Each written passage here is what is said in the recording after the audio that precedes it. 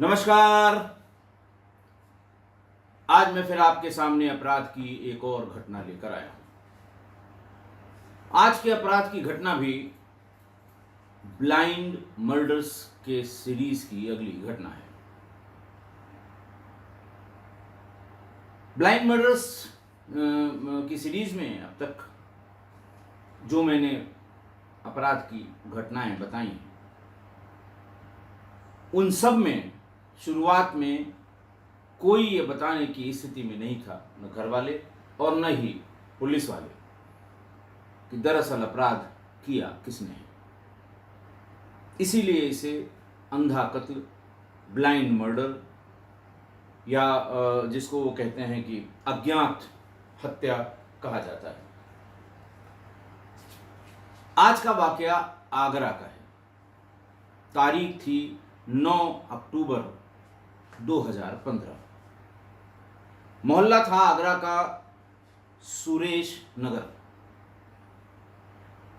नगर का कोठी नंबर 1 इलाके में बहुत फेमस मकान। वहां से कंट्रोल रूम को यह सूचना मिली कि कोठी नंबर 1 में रहने वाले रिटायर्ड डीआईजी सैयद अब्दुल कादिर की हत्या हो गई। सैयद अब्दुल कादिर के बारे में आगरा की पुलिस भी, आगरा के लोग भी ये जानते थे कि ये शहीद वीर अब्दुल हमीद के साथ, जब वीर अब्दुल हमीद की शहादत हुई थी उस समय ये उनके साथ बिल्कुल नई नौकरी या इनकी जिसको कहते हैं इनका रिक्रूटमेंट बीएसएफ में हुआ था और वो ऑलरेडी आर्मी में शहीद वीर अब्दुल हमीद आर्मी में थे। दोनों बहुत अच्छे और जिगरी दोस्त भी थे। उनकी उम्र ज़्यादा थी।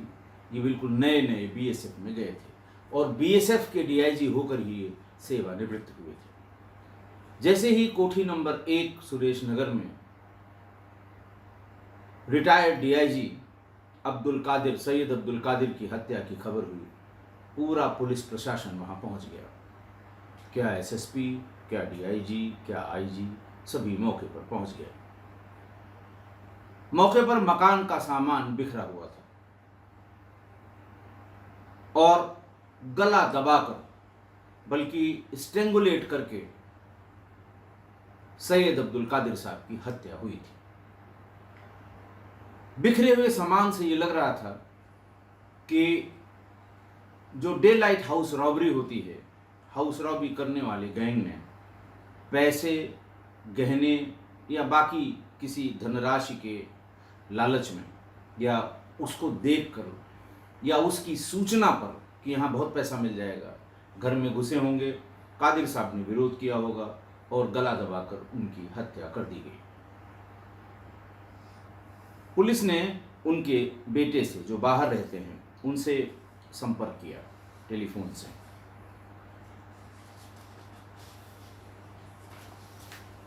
उनसे पूछा कि आपके पिताजी से या परिवार से किसी से कोई रंजिश। उनका बेटा था सैयद अकरम कादिर। उन्होंने बताया, हमारी परिवार से किसी की रंजिश नहीं है, किसी तरह का कोई झगड़ा हमारा किसी से भी नहीं है। आगरा में कादिर साहब के तमाम रिश्तेदार भी रहते हैं।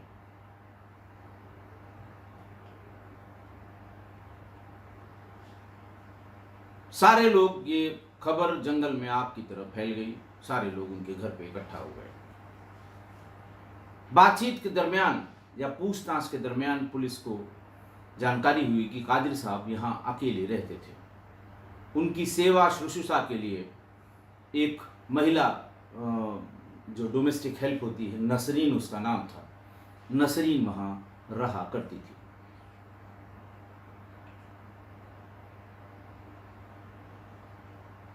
सबसे पहले नसरीन ने ही बाहर आकर हल्ला हुआ कि गजब हो गया, लूट गया, मर्डर हो गया, मार दिया कादिर साहब को, डीआई साहब को मार दिया। पुलिस ने उससे पूछताछ की। उसने बताया कि सुबह से कादिर साहब की कुछ तबीयत खराब थी, वो घर पर ही थे।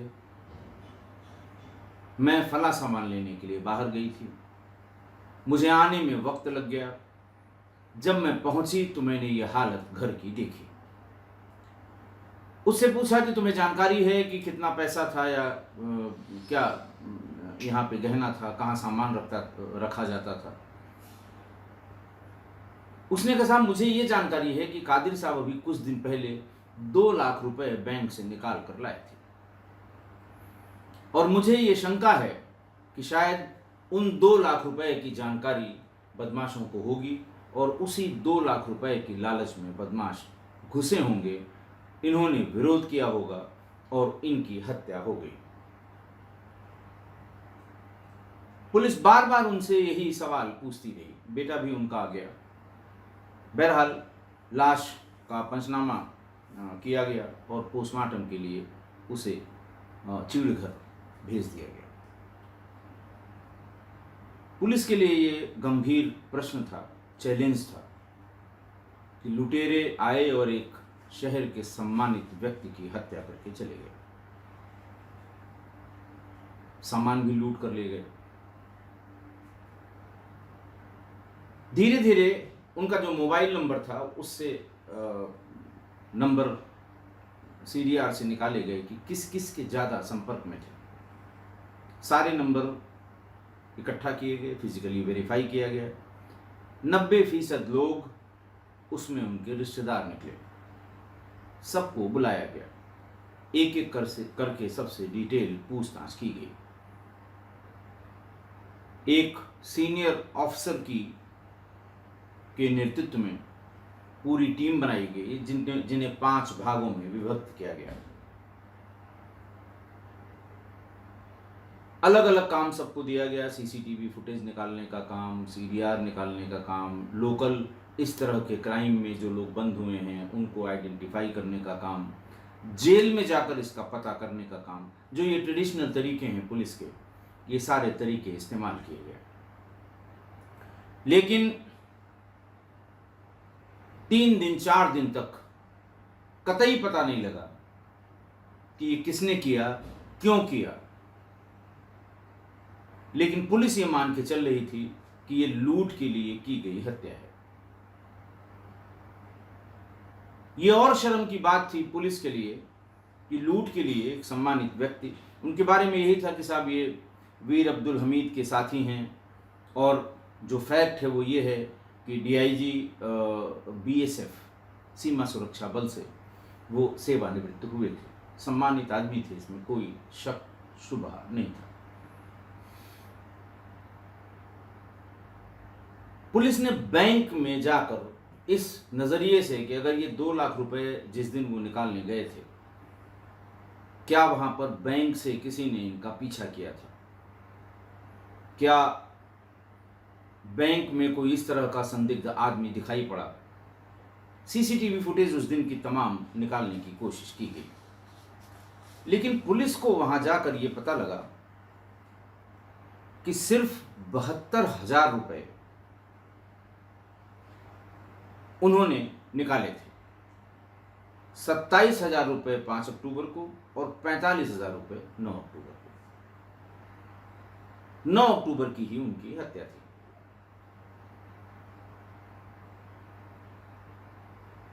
दूसरी बात सीसीटीवी फुटेज से एक तो ये बात गलत हुई उसकी नौकरानी नसरीन की कि वो 2 लाख रुपए निकाल कर लाए थे और पैसे के लिए उनकी हत्या कर दी गई। दूसरी बात जो उसने कही कि वो दिन भर घर में थे, सीसीटीवी फुटेज से ये लगा या ये साबित हुआ कि नमाज के वक्त वो घर से निकलकर मस्जिद तक गए थे। 1:30 बजे वो निकले थे और 2 बजे के आसपास घर आए थे, 2:30 बजे वापस आए थे। सीसीटीवी फुटेज से इस बात की पुष्टि हो गई। 2 चीजें अब तक ऐसी निकली जिसमें यह साफ लगा कि नसरीन ने की जानकारी गलत थी या नसरीन जानबूझकर झूठ बोल रही थी। पुलिस की टीम ने सीसीटीवी या वीडियो कैमरा लगाकर पूरे घर की तलाशी ली। 2,500 रुपए घर में लेडीज पर्स में और जेंट्स पर्स में 22,000 रुपये सुरक्षित मिल गए। 19,000 रुपये का खर्चा, वो जो खर्चे की डायरी रखते थे कादिर साहब, उसमें 19,000 का खर्चा लिखा हुआ था। यानी अगर नसरीन की बात सही मानी जाए कि पैसा निकाल कर लाए थे, पैसे की जानकारी थी, बदमाश पैसों के लिए आए और लूट कर ले गए, तो जितना पैसा कादिर साहब ने बैंक से निकाला था उसका एक एक पाई का हिसाब मिल गया। उसमें से कुछ भी चोरी या लूट नहीं की गई। उस रकम में से कुछ भी चोरी या लूट में नहीं गई थी।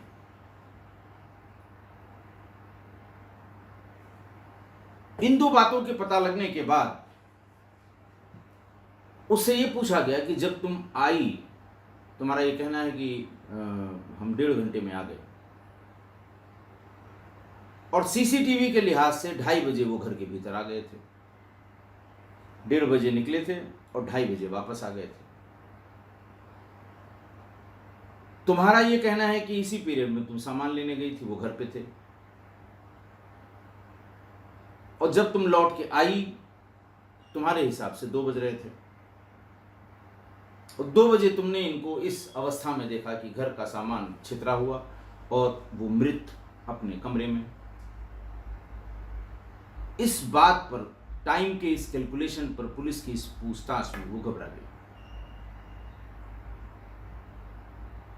कि तुम्हारे हिसाब से वो घर पे थे जब तुम 1:30 बजे गई हो यहाँ से, या हो सकता है तुम्हारी टाइमिंग में गलत हो, तुम 1 बजे निकल गई हो, वो 1:30 बजे गए हो नमाज पढ़ने, और तुम्हारे हिसाब से तुम 2 बजे लौटी तो वो घर पे मृत पाए गए, जबकि वो 2:30 बजे घर के भीतर नमाज अदा करने के बाद घुसे थे। पुलिस को भी अब शक होने लगा कि बात कहीं न कहीं इसी महिला के पेट में है। उससे बार बार पूछा गया कि जब तुम गई, तुमने इनकी हालत देखी, तो तुम्हें भी अंदाज होगा कि ये 10-15 मिनट पहले की घटना है। तुमने बजाय उनको अस्पताल ले जाने के बाहर निकलकर सिर्फ हल्ला करना और पड़ोसियों को बुलाना शुरू कर दिया। अगर तुम अस्पताल ले गई होती तो हो सकता है उनमें जान रही होती, हो सकता है उनको बचा लिया जाता। फिर वो बगलें झांकने लगी। पुलिस थाने पर महिला पुलिसकर्मियों को बुलाया गया। इनको, नसरीन को महिला पुलिसकर्मियों के हवाले किया गया और ये कहा गया कि इनसे अच्छी वाली पूछताछ की जाए। बहुत ज़्यादा नसरीन टिक नहीं सकी इस श्रेणीबद्ध पूछताछ पर। मैं बराबर कहता हूँ कि सम्मान सूचक शब्दों से कोई अपराध नहीं खुल पाया, और मानवाधिकार ये कहता है कि खबरदार उसको हाथ नहीं लगाएंगे, उसको किसी तरह की मानसिक या शारीरिक यंत्रणा नहीं दी जाएगी। मानसिक या शारीरिक रूप से उसको प्रेशराइज नहीं किया जा सकता। तो लिखा पढ़ी के हिसाब से तो यही था कि नसरीन से पुलिस वाले, महिला पुलिसकर्मी, सब इंस्पेक्टर से वो ये सब पूछें कि बहन जी आप बताइए कि घर में क्या हुआ था। जब नसरीन इतने बड़े बड़े झूठ बोल रही थी बड़े पुलिस अधिकारियों के सामने फैक्ट्स के बारे में, तो बहन जी आप घटना के बारे में बताइए, वो कभी बताएगी। और इसीलिए मैं कभी 3rd डिग्री का नाम नहीं लेता, इसीलिए मैं उस पूछताछ को श्रेणीबद्ध पूछताछ कहता हूँ, ताकि जो मीन मेख निकालने वाले लोग हों वो ये न कहें कि साहब आप वकालत करते हैं कि अभियुक्त के साथ मारपीट की जाए, 3rd डिग्री इसके साथ किया जाए। मैंने कभी नहीं कहा ऐसा, लेकिन हमारे किस्सा गोई परिवार के लोग सब समझ जाते हैं और आज भी ये समझ गए कि कैसे उसने तोते की तरह पूरी घटना के बारे में बताया। उसने बताया कि करीब 7 साल से वो कादिर साहब के यहाँ घर का काम कर रही है। कादिर साहब की पत्नी की मृत्यु के बाद बेटा उनका बाहर रहने लगा। घर का कामकाज और खाना देने के लिए, उनके दवा इलाज के लिए, उनकी सहायता करने के लिए घर वालों की सहमति से 7 साल पहले वो मकान में आई। कादिर साहब के मकान के एक पोर्शन में वो रहने लगी। उससे किसी तरह का कोई किराया नहीं लिया जाता।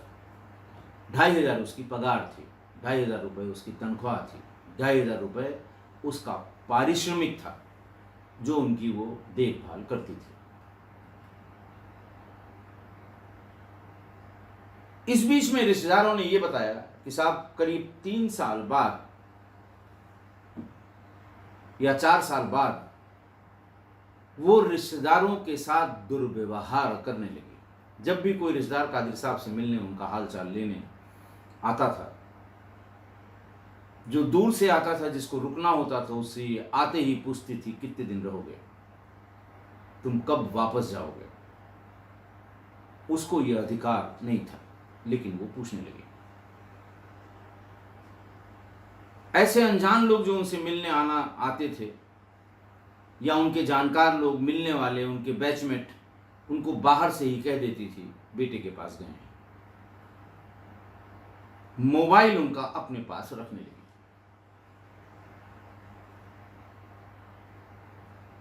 हद तब हो गई कि एक पढ़ा लिखा परिवार किराएदार के रूप में कादिर साहब ने मकान के बहुत बड़ा मकान है, कोठी नंबर 1 सुरेश नगर, एक हिस्से में एक परिवार किराएदार के रूप में रहता था। उसको नसरीन ने इतना तंग किया कि फाइनली वो छोड़कर भाग गया। और उस पोर्शन में नसरीन अपनी बहन किश्वर और उसकी लड़की गुड़िया को लाकर उस पोर्शन में रख दिया। और आप सोचिए, खाना खाने वाला एक शख्स, कादिर साहब अकेले, जिनके लिए खाना बनना चाहिए, लेकिन दिन में और रात में लंच और डिनर 7 या 8 आदमियों का बनता था। यानी नसरीन का पूरा खानदान कादिर साहब के यहाँ बने हुए खाने, जिसका पैसा कादिर साहब देते थे, उससे उनका पेट चलने लगा, पेट भरने लगा।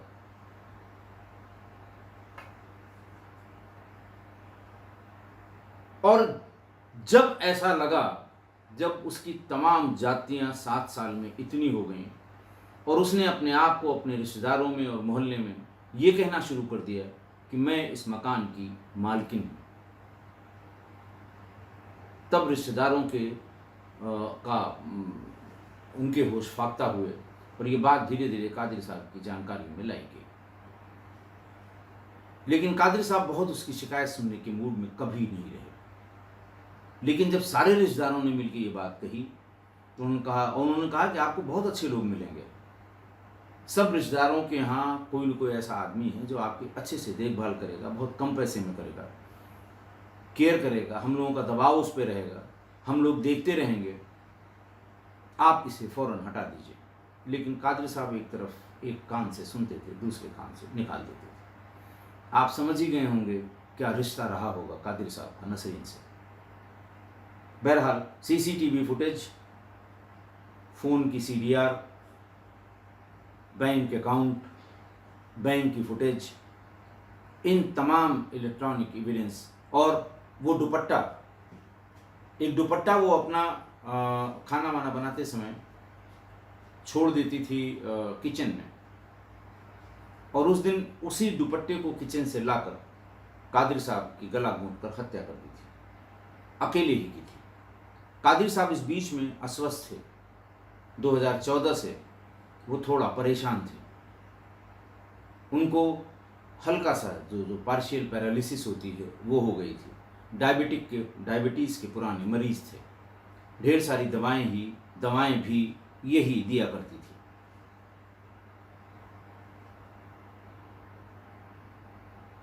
इसलिए उनको उनकी जान लेने में उसे बहुत टाइम नहीं लगा, बहुत फर्क नहीं पड़ा। पुलिस ने उसे गिरफ्तार करके गिरफ्तारी उसकी हुई थी 16 अक्टूबर 2015 को। 9 तारीख का यह वाक़या और 16 अक्टूबर 2015 को इसको गिरफ्तार किया गया। पुलिस जिसको लूट के साथ हुई हत्या समझ रही थी, वो साजिशन की हुई हत्या थी और हत्यारन और कोई नहीं, 7 सालों से उनका देखभाल करने वाली नसरीन नाम की उनकी नौकरानी थी। एसपी सिटी, एसएसपी, इन सब लोगों ने एक बड़ी प्रेस कॉन्फ्रेंस की 16 अक्टूबर को। उसमें ये पूरी बात बताई गई। आज की घटना, सेवानिवृत्त डीआईजी सैयद अब्दुल कादिर साहब की हत्या उनकी नौकरानी नसरीन ने कर दी। पत्नी के देहांत के बाद बेटा पहले से ही बाहर था नौकरी के सिलसिले में। उन्होंने अपनी देखभाल, अपने खाना बनाने, घर की बड़ा घर था, साफ सफाई करने के लिए जान पहचान के ही लोगों में से नसरीन नाम की कम उम्र की महिला को रख लिया।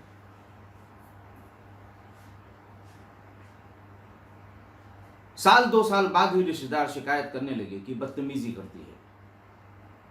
ममेरे और मौसेरे भाइयों के परिवार ने कादिर साहब को यह भी बताया कि घर आते ही ये कमरे में या ड्राइंग रूम में बैठने से पहले ये पूछती है कितने दिन रहोगे, कब जाना है। ये सब ऐसी बातें हैं जिनको कभी भी अच्छा, किसी भी समाज में या किसी भी परिवार में अच्छा नहीं कहा जा सकता कि आदमी घर के भीतर घुसा नहीं, उससे सवाल किया जाए कब तक रहोगे, कब जाओगे।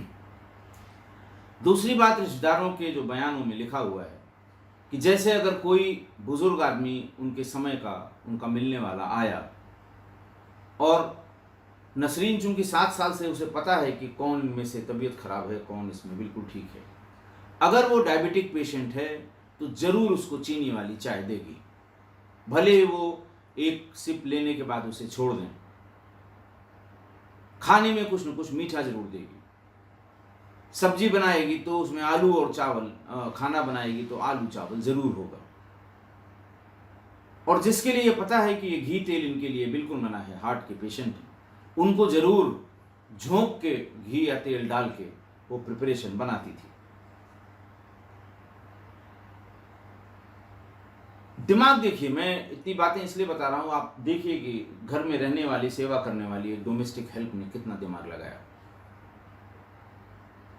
जो उनका किराएदार बहुत दिन से था, उनकी बहुत मदद करता था, उनकी केयर करता था, डॉक्टर्स के पास ले जाता था, उनके तमाम जो हाउस टैक्स, बिजली का बिल, गैस के सिलेंडर, ये सब जो किराएदार करता था, उसको इतना तंग किया।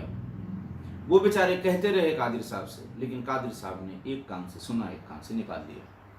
इतना तंग किया कि वो छोड़कर चला गया। उसके पीछे मंशा ये थी अपनी बहन किशोर और उसके परिवार को उसी हिस्से में लाकर बसा देना, वो भी बिना किराए के। खुद भी बिना किराए के रहती थी उसी मकान में, और बहन के परिवार को भी उसने बिना किराए के वहीं लाकर रख दिया। मैंने बताया कि खाना खाने वाले अकेले कादिर साहब, जिनका खाना बनाने के लिए ये रखी गई थी, उस घर में 7-8 आदमियों का सुबह शाम खाना बनने लगा। सामान सब कादिर साहब, पैसा सब कादिर साहब का। आखिर क्या वजह थी कि कादिर साहब नसरीन की इतनी बदतमीजियां बर्दाश्त करते जा रहे थे? अब आप खुद ही समझ लीजिए क्यों मेरे मुंह से कहलवाएंगे। आदमी बुजुर्ग था, इज्जतदार था, रिटायर्ड बीएसएफ का, बॉर्डर सिक्योरिटी फोर्स का रिटायर्ड डीआईजी था। मैं टिप्पणी करूंगा, अभी कुछ लोग फिर कहेंगे कि साहब आपके मन में सेना या अर्धसैनिक बलों के लिए मोहब्बत नहीं है, आपके दिल में पूरी मोहब्बत है, पूरा सम्मान है, लेकिन जो फैक्ट्स हैं उनको नहीं झुकलाया जा सकता। क्यों आंखें मूंद लेते थे कादिर साहब उनकी इस बदतमीजियों और हरकतों पर? उसकी हरकतों से रिश्तेदार बेइज्जत हो रहे थे। कादिर साहब कुछ नहीं बोल रहे थे। बेटा आता था तो उसको कादिर साहब की तमाम शिकायतें, तमाम हरकतें और उनके आचरण को लेकर तमाम बातें वो बेटे से बताती थी। और जब वो चला जाता था तो कादिर साहब को ये कहते थे कि आपके बेटे ने इस बार बड़ी बदतमीजी से मुझसे जो सवालात किए वो उसे नहीं करने चाहिए थे। कादिर साहब पूछते हैं क्या पूछ लिया भाई उसने? तो वो कहती थी इस बार उन्होंने पूछा तुम अब कहाँ सोती हो, तुम अब्बू को लेके कहाँ कहाँ गई इस बार? अब बताइए, ये कोई पूछने वाला सवाल है? और क्यों पूछते थे कादिर साहब आप समझते हैं। ऐसा कर करके उसने बाप बेटे में इतनी बड़ी खाई पैदा कर दी कि बेटा परहेज करने लगा अपने पिता के घर आने से, और फाइनली उसने आना भी बंद कर दिया। वो टेलीफोन से सारी पिता थे, पिता से बड़ी मोहब्बत करता था, वो बड़ा आदर सम्मान करता था, उनका हाल चाल रोज के हिसाब से वो लिया करता था। लेकिन हद तब हो गई जब नसरीन ने अपने रिश्तेदारों को ये बताना शुरू कर दिया कि मैं इस मकान की मालकिन हूँ। डीआई साहब जिस दिन आँख मूंद लेंगे उसके बाद ये मकान मेरा है, मेरा होगा, वो मुझे ही मकान देकर जाएंगे, वो बेटे को यहाँ घुसने नहीं देंगे। अब आज की घटना का जो यक्ष प्रश्न है जो मैं बार बार पूछ रहा हूँ कि आखिर कादिर साहब एक अदना सी महिला, अदना सी नौकरानी जो 2500 रुपये पर उनके यहाँ काम करती थी, उसकी ये हरकतें क्यों बर्दाश्त करते थे?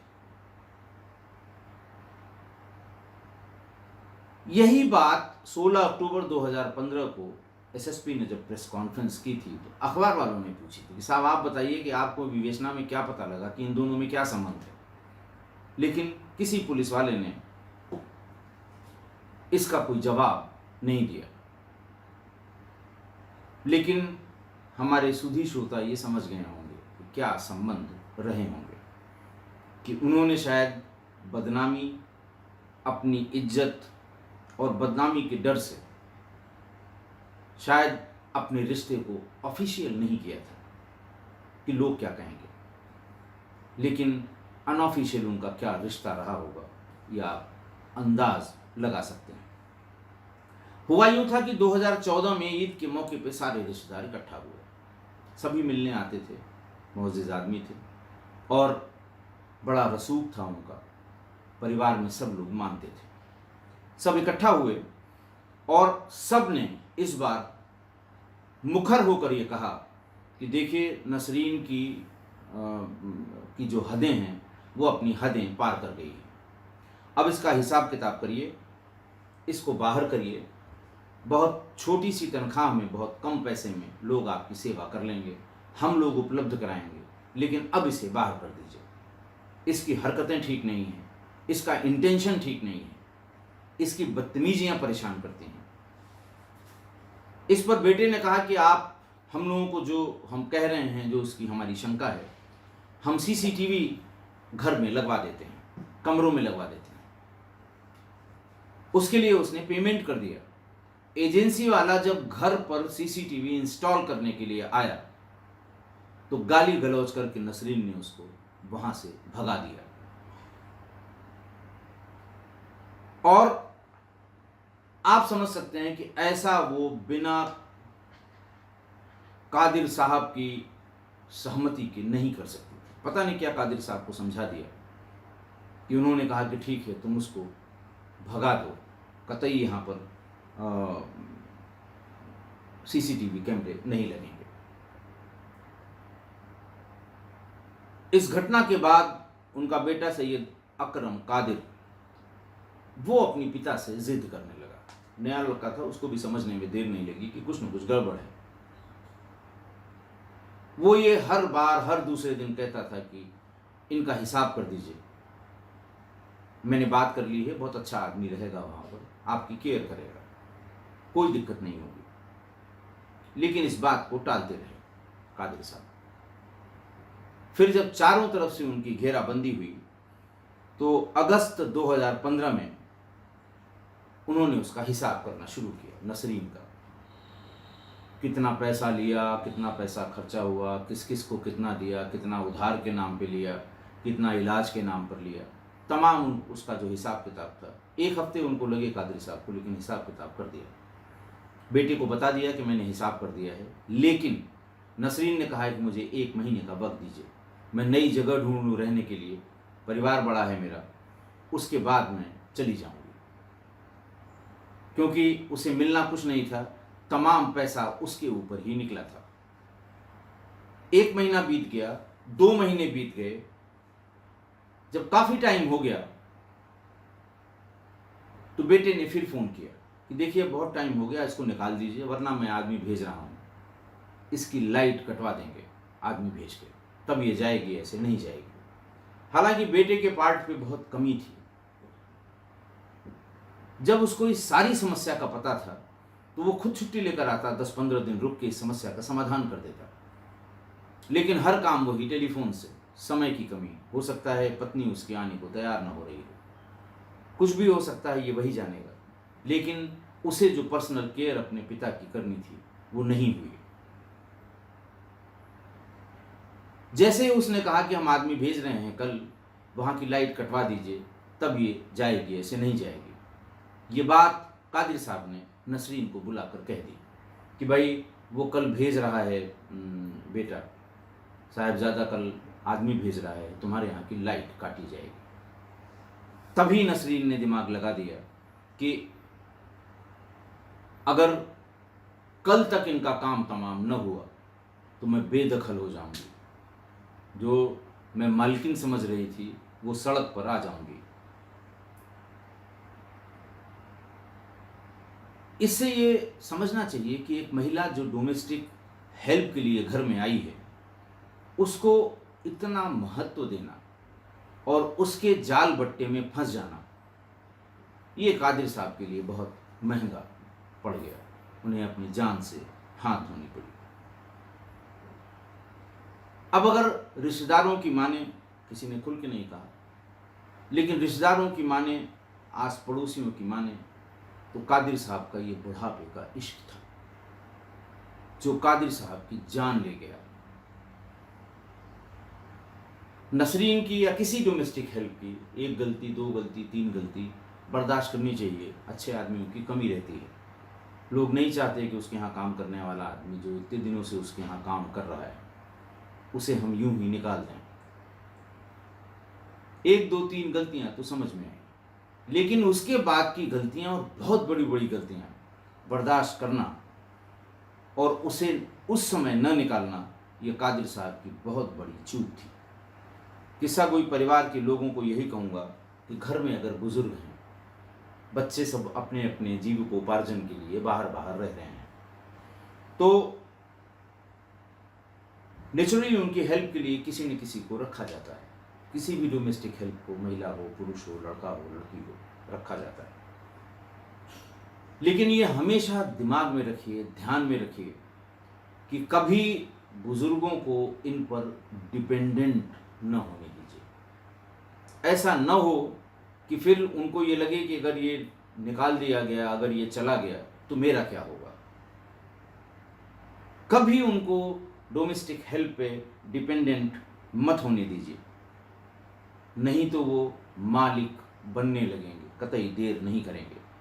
उन पर निगाह रखिए, वरना दीन, ईमान और जान सब चली जाएगी, कुछ नहीं बचेगा। बुढ़ापे की इस हालत कह लें, हरकत कह लें, इश्क कह लें, इस पर मीर तकी मीर ने एक बहुत गजब का शेर लिखा है। इसी उम्र पर, उम्र के लिए अब शब्द का उन्होंने इस्तेमाल किया है कि अब जो एक हसरत ज़वानी है, अब जो एक हसरत जवानी है, उम्र रफ्ता की ये निशानी है। इस उम्र की यही निशानी है कि ये जवानी की हरकत करने लगता है। मीर तकी मीर साहब को सलाम। अरसा पहले, ज़माने पहले, उस ज़माने में लोग इंटरनेट पे, व्हाट्सएप पे, मेल पे पढ़ के ज्ञान नहीं प्राप्त करते थे, उनको ज़मीनी ज्ञान होता था। इसीलिए उन्होंने ये शेर लिखा था। आप ढूंढ के इसके एक्सप्लेनेशन, और मीर तकी मीर के बहुत थोड़े कठिन शेर होते हैं, लेकिन होते बड़े ज़बरदस्त हैं। आशा है आप मेरी इस बात से सहमत होंगे। आज के लिए बस इतना ही। बहुत बहुत धन्यवाद।